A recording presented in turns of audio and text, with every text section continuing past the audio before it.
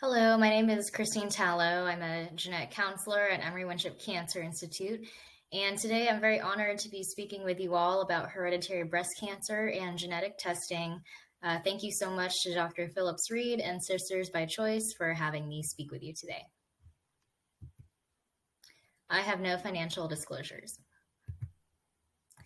I'd like to start off by saying that all cancer is due to genetic causes, meaning changes within genes that usually accumulate over a lifetime, but not all cancer is hereditary, meaning not all people are born with a genetic change or what we refer to as a mutation in their genes that predisposes them to cancer over their lifetime and is something that can be passed on in their family. In fact, it's only about 5 to 10% of the time when cancer is considered to be due to hereditary causes. When we think about breast cancer specifically, again, about 5 to 10% of it is thought to be due to these hereditary causes, where there's an abnormal change or mutation that's present in a gene from birth. That is something usually inherited from a parent and causes a significantly higher risk for cancer. There are some instances when breast cancer is due to familial causes, meaning that in some families there's a combination of both genetic and environmental risk factors that cause that kind of cancer in a family, so not just one specific thing. And in that case, people in that family could still have somewhat of an increased breast cancer risk. Most breast cancer and other cancer types do occur sporadically due to non-genetic things like aging, lifestyle, or environmental factors. In that case, a person has more of a general population risk for cancer. When we're evaluating a person or a family to see if they could have a hereditary form of cancer, we look for a few of the red flags which are listed here. One of the things we first look at is how old is a person when they're diagnosed with breast cancer. Anyone who's diagnosed 50 or younger is considered to be young and more suspicious for having a hereditary predisposition. Another thing we look at is if someone has had multiple cancers in their lifetime. So, for example, cancer in both breasts, or having two breast cancers, especially if the first one happened before the age of 50. If we see at least 3 relatives who have the same, on the same side of the family who have breast cancer, that is concerning as well, because those could all be linked due to a particular gene. And when we see someone having breast cancer and they also have other cancer types in their family, such as ovarian cancer, pancreatic, metastatic prostate cancer, or even male breast cancer, that is concerning. And the figure here shows that cancer can be present in multiple generations in a family. So the people who are shaded in green have had a cancer diagnosis, so a grandmother, an uncle, and then children. So when we see cancer happening in multiple generations like that, that could mean there's a gene being passed down. And of course, we see people else as well whose family member had genetic testing and was found to have a gene mutation, and we know that they qualify for testing. We also often ask about particular ancestry, especially if people have any Ashkenazi Jewish ancestry, because there are certain genetic syndromes that are more common with that ethnic group. This is a list of some of the different genes related to breast cancer that we can currently test for. So it has gone well beyond just the BRCA1 and BRCA2 genes that perhaps a lot of you have heard about in the past. And we often do see a lot of women who had genetic testing, several years ago, and it just included the BRCA genes. We see them now to update their genetic testing because clearly there can be more involved. So one thing I'd like you to note here is that one gene can go along with multiple cancer types. So all of these genes are expected to cause a risk for breast cancer, but as you see, some of these genes can go along with other cancer types too, particularly ovarian cancer. Some of these genes raise risk for things like colon cancer, pancreatic, or even prostate cancer in men. So genetic testing can tell someone if they're at risk of a lot of different cancer types, even things that aren't currently on their radar. Now, some of these genes cause different levels of risk. So the genes in the first group at the top, including BRCA1 and 2, are expected to cause a significantly higher risk for breast cancer, maybe 4 or 5 times higher than the general population. Some of these genes, like the ones in the middle yellow box there, also increase risk, maybe not as much as the high risk genes, but still about 2 or 3 times higher risk than average. Then some of these genes, like the ones there on the bottom, are expected to increase risk for breast cancer as well, but maybe just 1 to 2-fold. Now, the thing with some of these genes, especially the newer ones at the bottom, is that some of these we have not really researched or studied for a long time, and we just recently started testing for them. So it is possible that someone could test positive for a mutation in a newly discovered gene. We can't tell them a lot right now, but that information could still be helpful because in the future, we expect to learn more. So realize that there is a lot of genetic testing that we can do. And some of these genes we know a lot about, and some we don't. Now, even though, as I just said, we often test for multiple genes at the same time today, mutations in the BRCA1 and BRCA2 genes do still remain the most common causes of hereditary breast and ovarian cancer. And you can see some of the risk numbers in this table here compared to general population risks. So, for example, the average breast cancer risk for a woman in her lifetime is about 12%. But when a woman has a BRCA1 or 2 mutation, that risk can go upwards of 50 or 60%. Women with BRCA mutations who've had breast cancer are also expected to have a higher risk of a second breast cancer as well. And then these 2 genes especially raise risk for ovarian cancer, whereas the general population risk for that is only less than 2%. So women with BRCA mutations certainly have a higher risk than that. Now, these genes do not just affect men or women; they can affect men as well. And if a man carries a BRCA mutation, he is at higher risk of male breast cancer and a more aggressive and early onset form potentially for prostate cancer too. And then even other cancer types like pancreatic cancer or melanoma, skin cancer, can go along with the BRCA genes as well. So if we know someone has an especially high risk of breast cancer, say due to the BRCA1 and 2 genes or any of these other genes I just showed you, one thing we could do is more intensive breast cancer screening or surveillance with mammograms and breast MRIs. Some women may even think about having bilateral mastectomies to lower their risk for breast cancer as much as possible, even though, of course, that's a major surgery. And some women, especially when it comes to ovarian cancer, where the screening is not highly effective, may choose to have their ovaries removed to lower the risk for that as much as possible. So kind of going along with reasons to have genetic testing, it could certainly help to guide a person's medical management, to help them know what specific cancers they're at risk for and what those cancer risks are over their lifetime. And knowing that information can help that person and their medical team come up with a plan for maybe more intensive screening or, again, considering risk-reducing surgeries. We do also see a lot of people who are newly diagnosed with breast cancer and who need genetic testing to help figure out what kind of treatment they need, especially when it comes to making a decision about surgery.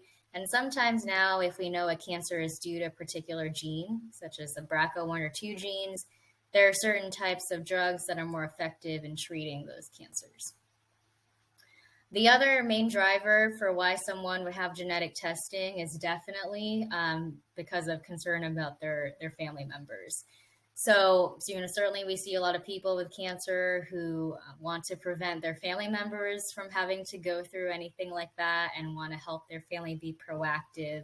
So if we know that a person has a gene mutation, their children, their brothers and sisters, even their parents could be at risk of having it as well. So genetic testing can definitely provide helpful information for the relatives.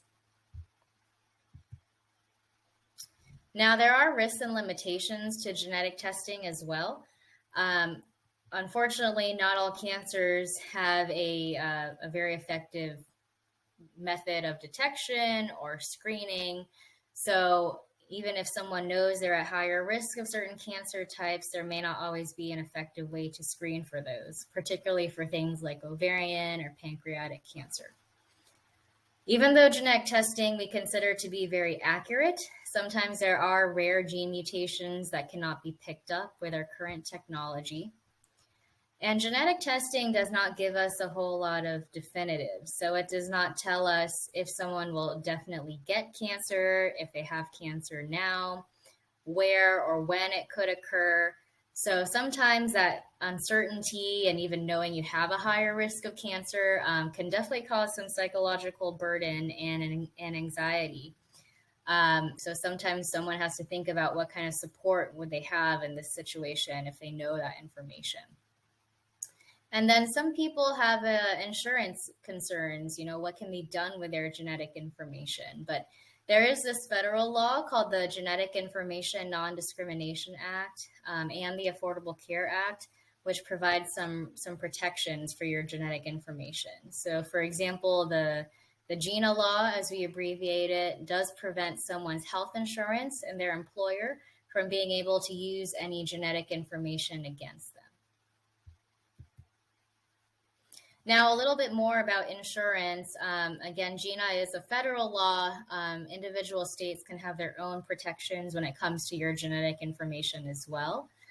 But GINA does not apply to life insurance, disability insurance, or long-term care insurance. So if someone is concerned about getting a life insurance policy or increasing their coverage, it is perhaps better to do that before genetic testing, because sometimes if it's after the fact, a life insurance company technically could ask if you've had genetic testing. When it comes to insurance, most insurance companies also do have particular criteria that a person needs to meet in order for their genetic testing to be approved. And also some insurance companies even require having genetic counseling prior to having testing. So these are some additional insurance concerns to be aware of. I'll talk a little bit more about cost later on. Now, when someone does a genetic test, there are 3 possible results: positive, negative, and inconclusive. So if someone tests positive, that means that there is a mutation or a harmful change present in their gene that's expected to raise their risk for cancer and change their management, and is something that family members could be tested for. If someone has a negative genetic test result, that technically means there's no harmful changes found in that person's genes. It still doesn't rule out completely that there's some other cause, whether it be genetic or non-genetic, for cancer in the family. So in that case, we would still encourage that person and their relatives to have regular cancer screenings based on their histories. Inconclusive or uncertain results happen on genetic testing when we identify that a person has a genetic change that is different than what most other people have in their gene. But at this time, we're not sure if that person's genetic change is actually harmful or if it's just a normal variation in their gene. If you get an uncertain result, most of the time it does not change your medical management, and the genetic testing lab just keeps researching your result, and we would update you over time if we learn anything more in the future. In that case, we would also still recommend cancer screening based on personal and family history. There are many options these days when it comes to genetic testing. Sometimes it is still appropriate to just test for a particular mutation that's already been identified in the family, or if a person has is very suspicious to have a certain genetic syndrome, we can just test that gene. But as I said, most of the time now, we do these cancer gene panels that can range anywhere between 2 to over 100 genes related not just to one cancer type, but many other cancer types as well. So when we meet with people, part of the decision-making process is discussing what kind of information are you looking for and how much information are you willing to get. Some people prefer to just test genes that are relevant to their family, like breast cancer genes. some people are interested in testing as much as possible. So there are a lot of different options that are currently available. One note that I want to make is that when someone has cancer, there's a couple of different types of genetic testing that they can encounter. Of course, what I'm talking about in this presentation is genetic testing to see if cancer could be hereditary in the family. But know that there can also be genetic testing that's done on a person's tumor or the actual cancer itself, looking for genetic changes in the cancer that could help doctors determine what treatment is best. Now, sometimes this type of tumor genetic testing can lead to thinking about genetic testing for hereditary causes if there's a mutation that's identified at a high enough frequency. But anything that shows up on tumor genetic testing does not necessarily mean that something is present in someone's genes that they're born with, like the testing that I've been discussing with you. So I just wanted to mention that because sometimes there can be some confusion about what type of genetic testing a person has had. The way genetic testing works is that we take a sample of blood or saliva or even a cheek swab and isolate your DNA from that source. It is best to do genetic testing at CLIA-certified genetic laboratories, so not all labs are created equally, and it is important to use caution where you're not using a certified lab. Results usually take anywhere from 1 to 4 weeks to come back. Sometimes we can rush them if we need results urgently. Now, cost is a big question I get asked about. Now the cost of genetic testing, at least at the labs I use the most, is around $250 if someone has to pay for it out of pocket. So even just a few years ago, genetic testing was thousands of dollars for just a couple of genes. But now testing has become more efficient and accessible and affordable, where it's down now to a few $100s if someone did have to pay for genetic testing themselves if their insurance didn't cover it. And genetic testing cannot be affected by anything like your cancer treatment, and there's no special preparation you need to do it. Anyone who's having genetic testing ideally should meet with a genetic counselor like myself or a geneticist prior to having the testing to discuss all these complexities. When we meet with people, we talk about their medical and family histories. We discuss if genetic testing is appropriate for them, what options they have, benefits and risks of genetic testing, and then also help them to interpret what the results mean for them and their families as well. So if this is a resource available to you, I would definitely take advantage of meeting with a genetic counselor. Just to show you, at Emory, we have a team of 5 of us, and we also work with a medical geneticist who sometimes helps us see more complex cases. We have telemedicine and in-person appointments available, and if you'd like to read more about our program, our website is listed here. And I have listed my email here. If you'd like to reach out to me with any questions, I'm happy to answer them. And thank you so much again for inviting me to speak with you today.